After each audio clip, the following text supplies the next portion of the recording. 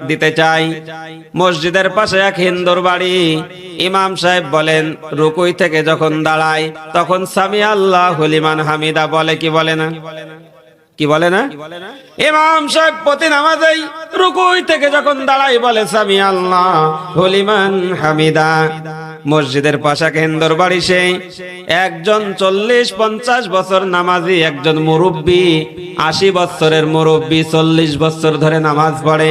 মুরব্বীকে বলতেছে, ও চাচা, আপনাদের ইমাম সাহেব যে বলে হামিদা হামিদা ও হামিদা কার মেয়ে?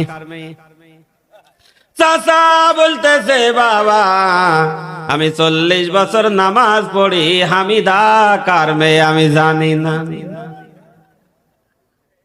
আসলে বলেন হামিদা কি কারো মেয়ে? কথা কয় মানে কি? আরো চাচা বুঝলো কি? কথা বলেন ঠিক কিনা? সামি আল্লাহু লিমান হামিদা